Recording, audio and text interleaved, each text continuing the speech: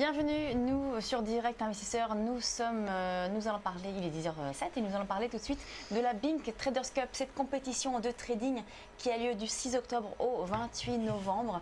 8 semaines de compétition entre 7 experts assidus, 7 experts du trading.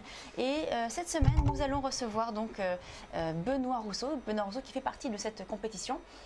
Comme on peut le voir à l'écran, peut-être, on a 7 experts. Donc, je vais vous présenter un petit peu chacun des experts.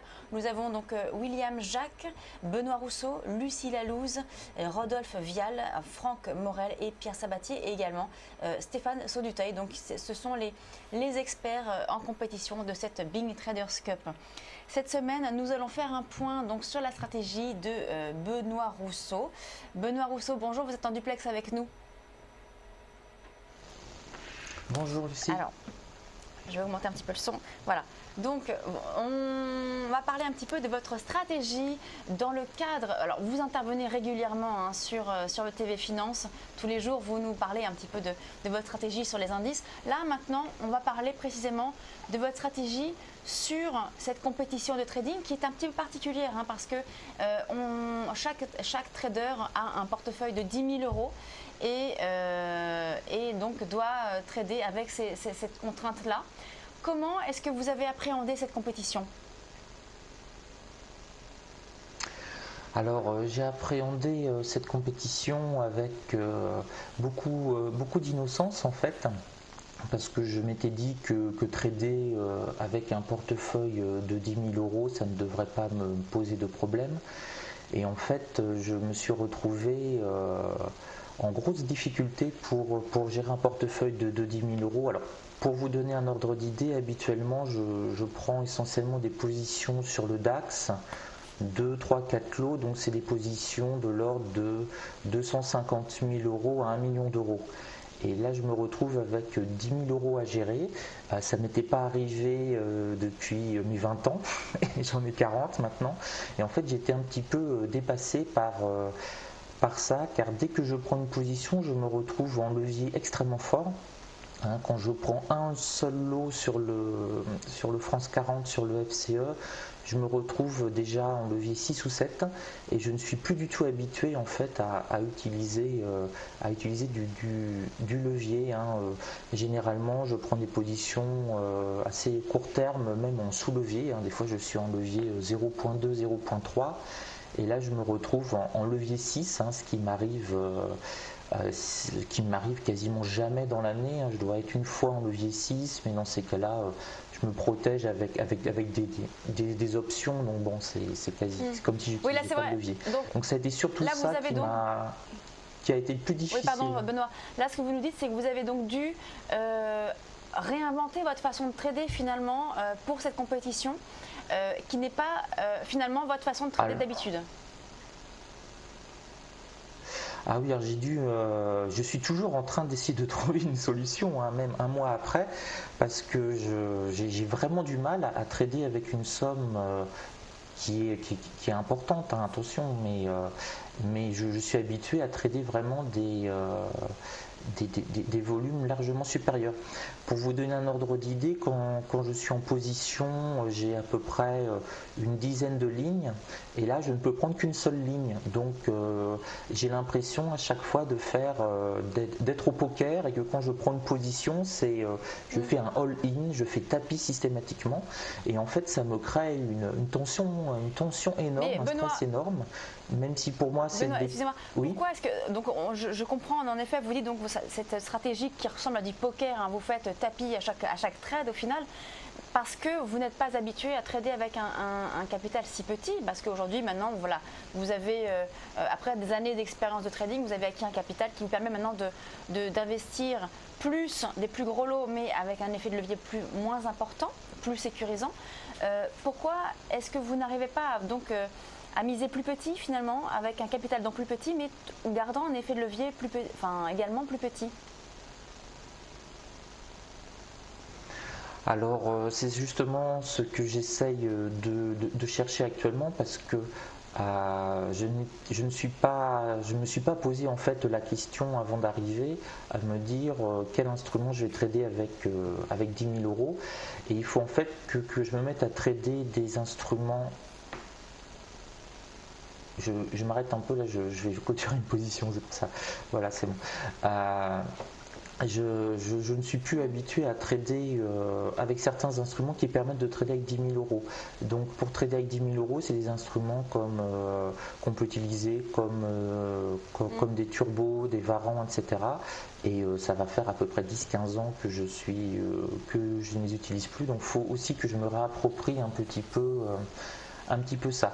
En fait, je me suis rendu compte que alors ce concours m'apporte énormément de choses et de remises en cause, puisque je me rends compte que je me suis habitué depuis plusieurs années à un certain confort, c'est-à-dire que je trade à 99% un indice très précis qui est le DAX 30.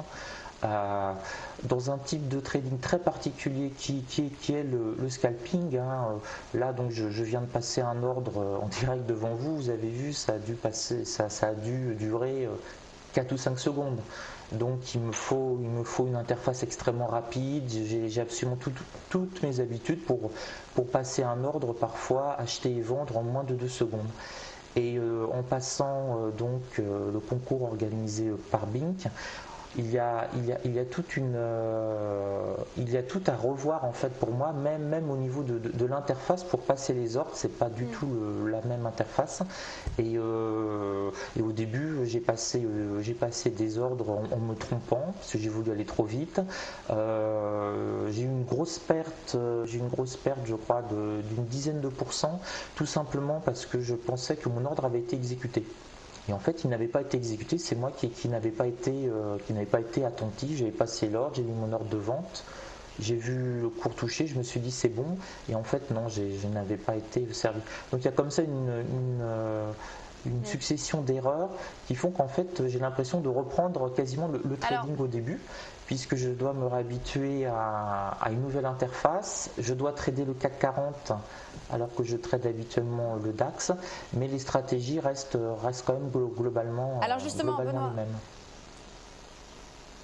Benoît, donc dites-moi, vous allez donc pour le reste, il reste à peu près 4 semaines là, de la compétition. Vous allez donc devoir changer votre stratégie. Expliquez-nous un petit peu sur quels instruments vous allez donc trader maintenant et quels effets de levier vous allez prendre. Alors je vais trader, donc c'est pour ça que là je suis en train de voir, de pricer. Je vais trader sur je pense sur les turbos. Je suis en train de voir turbo ou varan. Donc avec un effet de levier encore important, mais en prenant des stops beaucoup plus courts. Puisque là, je dois être à mon avis le bon dernier du concours sans aucun problème. Donc si je veux remonter un petit peu, il va falloir quand même que je prenne, que je conserve du levier. Donc ça va être une stratégie sur turbo et varan, et je vais essayer de trouver des instruments qui me conviennent pour le DAX 30, puisque c'est vraiment le DAX 30 que je traite maintenant depuis 4 ans à 99%. De mes journées. Hier, j'ai dû faire 14 trades, j'ai fait 14 trades sur le DAX. Donc il faut que je trouve un instrument qui me permette de trader le DAX avec un portefeuille de 10 000 euros et non 250 000 euros le lot comme je fais actuellement. Mais est-ce que vous avez le droit justement durant la compétition de trader le DAX ?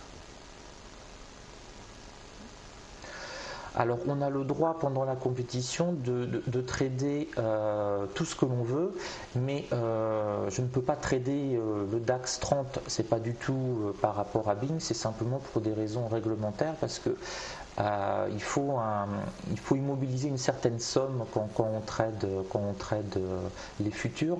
Donc pour vous donner un ordre d'exemple, quand je prends un lot futur sur le CAC 40, je dois immobiliser 4 900 euros. C'est bloqué, ça je ne peux pas y toucher. Donc pour un lot DAX, un lot CAC 40, ça vaut au cours d'aujourd'hui 41 000 euros, tandis qu'un lot DAX, ça vaut plus de 200 000 euros. Donc si vous voulez, avec 10 000 euros, je ne peux pas prendre un lot DAX futur. C'est pas possible. Ce qu'on me demande, ce que les chambres de compensation demandent pour immobiliser, pour avoir l'autorisation légale de prendre ce lot, c'est largement au-dessus de 10 000 euros. Donc c'est pour ça qu'il faut que je trouve d'autres instruments qui vont répliquer le DAX. Donc je pense au turbo, je pense éventuellement au varan, pour essayer au moins de me rapprocher de mon instrument habituel. Merci. Merci Benoît donc pour ces indications. On espère que du coup cette nouvelle stratégie que vous allez mettre en place vous permettra de rattraper finalement les pertes que vous avez connues en début de compétition. Nous on sait, on vous interviewe tous les jours sur Téléfinance, donc on sait que en effet ce sont des conditions qui ne correspondent pas à votre trading habituel, et en tout cas on vous espère donc de meilleures performances sur la Bing Traders Cup. Merci beaucoup Benoît pour cette interview. Je vous en prie. On va marquer une courte pause et on se retrouve tout de suite pour la suite de Direct Investisseur.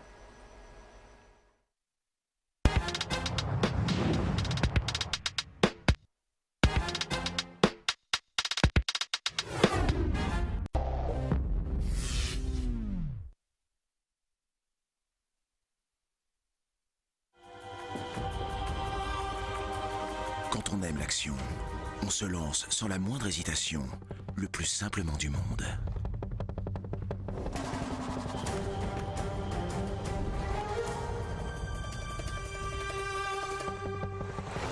On aime que ça avance.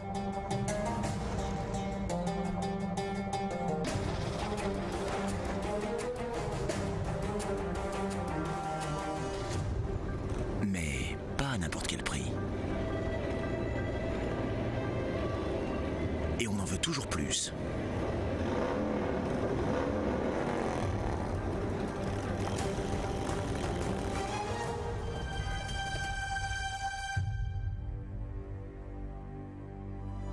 Sur Bing.fr, la bourse en ligne, c'est simple, moins cher, performant et spécialement conçu pour les investisseurs actifs. Bing.fr, vous allez aimer l'action.